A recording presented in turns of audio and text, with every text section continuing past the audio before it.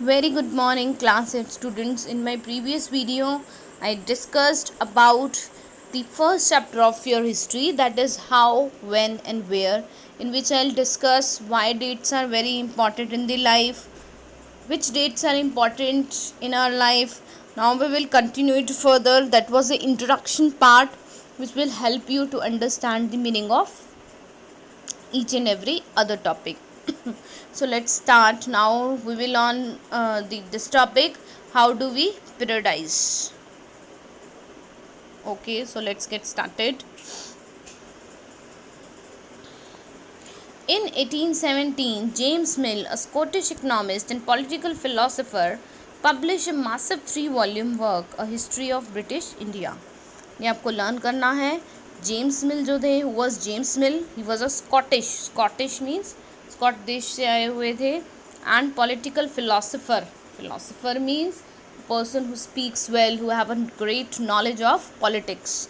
He was a political philosopher. He publish a massive 3-volume work. उन्होंने एक proper book लिखी थी, history of British India. Students, you will have to learn, this is the important extra question. In this he divided Indian history into 3 periods. उसने Indian history को 3 part में divide किया था. 1 is Hindu, next is Muslim and 3rd is British. This periodization came to be widely accepted. ये जो उसने 3 periods में या 3 parts में डिवाइड किया था इंडिया को, ये बहुत एक्सेप्ट हुआ हर जगह. Can you think any of the problem with this way of looking at Indian history? Okay.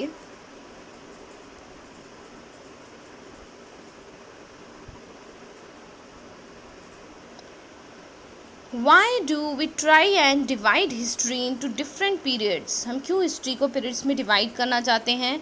We do so in an attempt to capture the characteristics of the time. देखिए, हम क्यों history को जो है periods में divide करना चाहते हैं, ताकि जो इम्पॉर्टेंट करेक्टरिस्टिक है टाइम का, उसे हम मेंशन कर सकें. Its central features as they appear to us. So the terms through which we periodize, that is demarcate the difference between periods, become important. तो हम periods में divide इसीलिए करते हैं ताकि हम जो difference है इन period के बीच का वो बता सके कि जब हिंदू थे तो क्या difference था, मुस्लिम थे तो क्या था, एंड देन जब ब्रिटिशर्स आए तो क्या difference हुआ. This reflects on ideas about the past. They show how we see the significance of the change from one period to the next. देखिए, इन पीरियड्स के थ्रू ये हमारे पास्ट के बारे में पता चलता है. ये हमें ये बताते हैं कि एक पीरियड से दूसरे पीरियड आने में क्या क्या चेंजेस हुए. Mill thought that all Asian societies were at the lower level of civilization from Europe. जो जेम्स मिल थे, ये उनकी थिंकिंग थी कि जितने भी एशिया, इंडिया जो है स्टूडेंट वो एशिया का पार्ट है. एशिया की जो सोसाइटी थी वो इतनी सिविलाइज नहीं थी. सिविलाइज मीन्स इतनी मॉडर्नाइज नहीं थी. According to his telling of history, before the British came to India, Hindu and Muslim despots rule the country. देखिए क्या कह रहा है. जेम्स मिल ने जो बुक लिखी थी, अभी बताया, हिस्ट्री ऑफ ब्रिटिश इंडिया, उसके अकॉर्डिंग उन्होंने ये लिखा था कि ब्रिटिश के आने से पहले हिंदू और मुस्लिम जो थे वो गलत तरीके से रूल कर रहे थे. रिलीजियस इंटॉलरेंस, रिलीजियस के नाम पे जो है वो कंट्रोल नहीं कर रहे थे. कास्ट टैबूज़, यहाँ पे कास्ट के बेसिस पे जो है लोगों को टैबू एज ए टैबू समझा जाता था. And superstitious practices dominated social life. यहाँ पे बहुत सारे लोग जो है सुपरस्टिशियस थे. ठीक है, जैसे हम अंधविश्वास कहते हैं, लोगों में लोग जो है वो अंधविश्वासी थे. British rule Mill felt could civilize India. Mill ने बुक में लिखा है कि ब्रिटिश रूल के आने से इंडियन सिविलाइज्ड हो गए. To do this it was necessary to introduce European manner, art, institution and law in India. उसके अकॉर्डिंग बहुत ज़्यादा ज़रूरी था कि यूरोप में रहने वाले, देखिए ब्रिटिश जो थे दे केम फ्रॉम यूरोप, इसलिए उन्हें यूरोप कहा जा रहा है. देखिए, मिल के अकॉर्डिंग इंडियंस के लिए बहुत ज़्यादा ज़रूरी था कि वो यूरोपियन मैनर्स को सीखें, आर्ट को सीखें, उनके लॉ को सीखें. मिल in fact suggested that the British could conquer all the territories of India to ensure the enlightenment and happiness of the Indian people. मिल के अकॉर्डिंग ब्रिटिश को पूरे इंडिया पे राज करना चाहिए ताकि इंडिया के लोग जो है वो खुश हो सकें, एनलाइट हो सकें.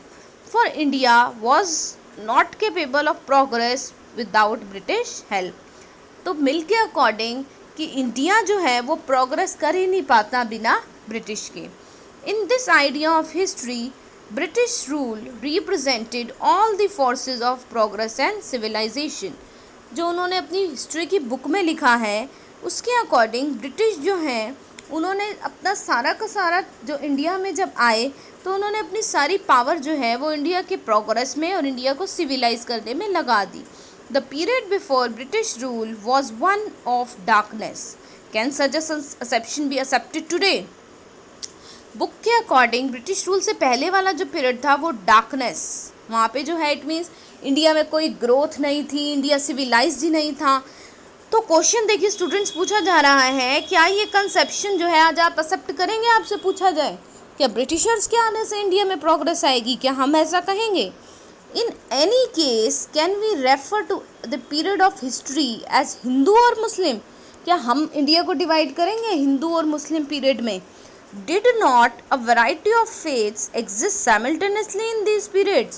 ऐसा नहीं हो सकता कि एक ही पीरियड में हिंदू भी हो और मुस्लिम भी हो, हम अलग अलग पीरियड में क्यों डिवाइड कर रहे हैं? Why should we characterize an age only through the religion of the rulers of the time? देखिए हम एक एज को करेक्टराइज या हम उसको पीरियड में कन्वर्ट क्यों कर रहे हैं रिलीजन के बेस पे? To do so is to suggest that the lives and practices of the others do not really matters. We should also remember that even rulers in ancient India didn't all share the same faith. देखिए simple कह रहा है कि ये matter नहीं करता कि किसकी रिलीजियस बिलीफ क्या है, हर पर्सन की डिफरेंट रिलीजियस बिलीफ हो सकती है। इवन इंडिया में एंशिएंट टाइम में जो रूलर्स रूल करते थे अलग अलग जगह पे, उन सबकी अलग अलग फेथ और बिलीफ्स होती थी। Moving away from British classification, historians have usually divided Indian history into ancient, medieval and modern. ये स्टूडेंट्स ठीक है, हम ब्रिटिश क्लासिफिकेशन को नहीं देखेंगे, हम इंडियन हिस्टोरियंस को देखेंगे। उन्होंने इंडियन हिस्ट्री को 3 पार्ट्स में डिवाइड किया है, ancient history, medieval history and modern history. This division too has its problem. It is periodisation that is borrowed from the West. देखिए जो हमने पीरियड के बेस पे डिवाइड किया है एंशियंट, मेडिवियल, मॉडर्न, ये हमने जो है कहाँ से लिया है? ये क्या रखा है हमने? वेस्ट, यानी कि हमने एशिया के वेस्ट साइड से लिया है। Where the modern period were associated with the growth of all forces of modernity. यानी कि वहाँ मॉडर्न पीरियड का मतलब ये था वहाँ मॉडर्निटी आ गई थी, वहाँ टेक्नोलॉजी अच्छी थी, रीजन अच्छा था, डेमोक्रेटिक कंट्री थी, वहाँ लिबर्टी थी और इक्वालिटी थी। Medieval was a term used to describe a society where these features of modern society didn't exist. और अगर मैं मेडिवियल पीरियड की बात करूँ स्टूडेंट्स, तो वो कौन सा पीरियड था?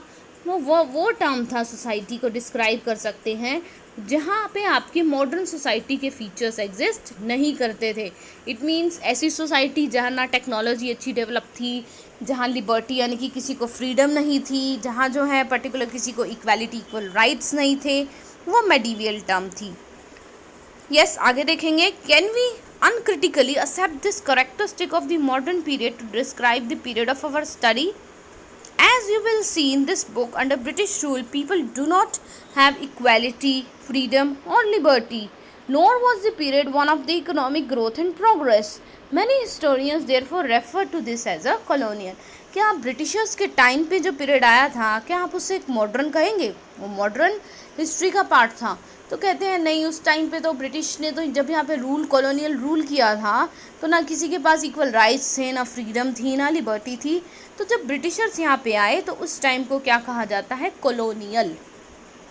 Okay students, now what is colonial? इसमें देखिए नेक्स्ट में आपका मेंशन है, in this book you will read about the ways the British come to conquer the country and establish their rule subjugating local nawabs and rajas. देखिए आपकी जितनी भी आप इस बुक में पढ़ेंगे ऑलमोस्ट आपका ब्रिटिश से रिलेटेड पढ़ेंगे कि ब्रिटिश यहाँ पे कब आए, उन्होंने कौन कौन से एरिया को कॉन्कर किया, कौन कौन से नवाब और राजाओं को सब्जुकेट, उनसे जो है जीत हासिल की, विक्ट्री हुई। You will see how they establish control over the economy and society. आप देखेंगे कैसे जो है उन्होंने यहाँ की इकोनॉमी, सोसाइटी पे कंट्रोल इस्टेब्लिश किया। Collected revenue to meet all expenses, कैसे रेवेन्यू कलेक्ट करते थे। bought the goods they wanted at low prices, कैसे लोग कम पैसों पे जो है वो सामान खरीदते थे इंडिया से. Produce goods they needed for exports, कैसे लोगों से, फार्मर से वही क्रॉप ग्रो करवाते थे जो उन्हें एक्सपोर्ट करने होते थे.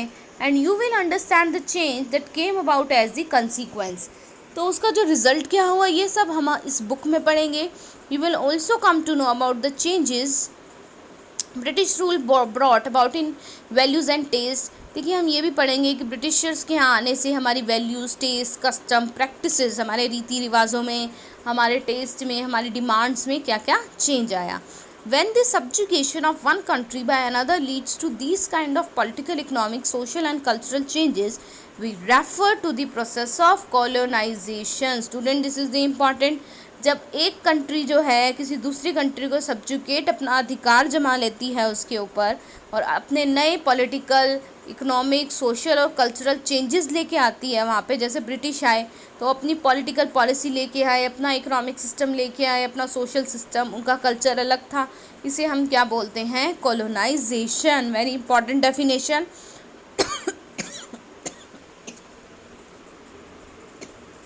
Sorry, you will however find that all classes and groups didn't experience these changes in the same way.